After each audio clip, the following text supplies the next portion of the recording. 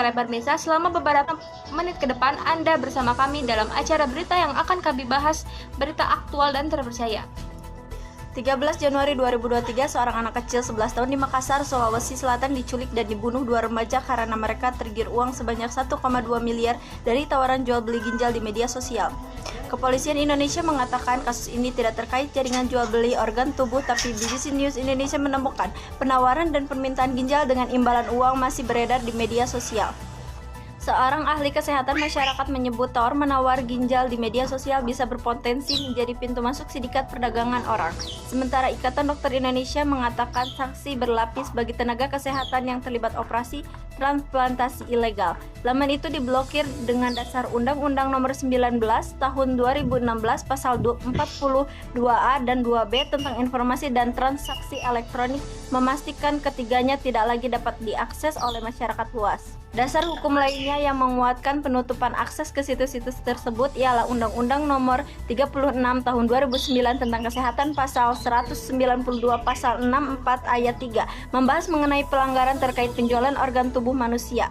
Karmin masih belum bisa beranjak dari makam anaknya Muhammad Fadil Sadewa 11 tahun. Di makam yang masih basah dengan taburan bunga yang segar di atasnya, Karmin terus mengelus nisan anak keduanya itu sambil mengenang pujaan hati. Muhammad Fadil Sadewa ditemukan tewas di kolong jembatan Jalan Inspek Pam Timur Waduk Nipa-Nipa, Kecamatan Mongconloe, Kabupaten Maros, Sulawesi Selatan.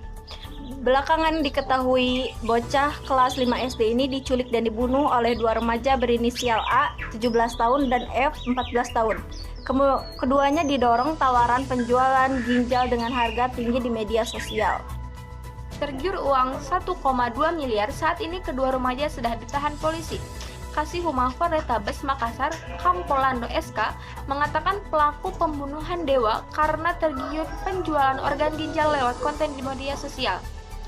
Nilai yang ditawarkan, kata Lando, mencapai 1,2 miliar dalam bentuk mata uang asing. Berdasarkan pemeriksaan korban, Lando memastikan tidak ada bagian organ tubuh yang hilang. Tapi, apakah kepolisian akan begitu saja percaya dengan keterangan pelaku? Sejauh mana polisi curiga atas alasan itu demi menutupi jaringan perdagangan organ tubuh yang sebenarnya? Setiap orang yang terlibat dalam transaksi ini terancam hukuman paling lama 10 tahun penjara dan denda 1 miliar. Lalu mereka yang menjadi maklar dalam hal ini bisa dijerat delik pidana perdagangan orang. Dalam keterangan di persidangan, kelompok ini mencari penjual ginjal melalui grup Facebook, baik penjual dan pembeli ginjal yang telah menjalankan operasi transplantasi berasal dari beragam daerah seperti Batam, Jogja, Sukabumi, Jombang, Kediri, dan Jakarta. Semua operasi transplantasi dilakukan di rumah sakit di Jakarta. Untuk menutupi kejahatannya, kelompok ini juga melibatkan kantor notaris. Gunanya agar antara penjual dan pembeli sah secara hukum melakukan kesepakatan transplantasi ginjal tanpa ada paksaan, tuntutan di kemudian hari, dan motif uang di baliknya. Masing-masing anggota sindikat perdagangan ginjal ini telah divonis Pengadilan Negeri Jakarta Pusat dengan hukuman masing-masing 2,5 tahun penjara. Informasi tadi menutup perjumpaan kita pada kali ini. Saya Wina Purnamasari berserta rekan-rekan saya pamit undur diri dan sampai jumpa.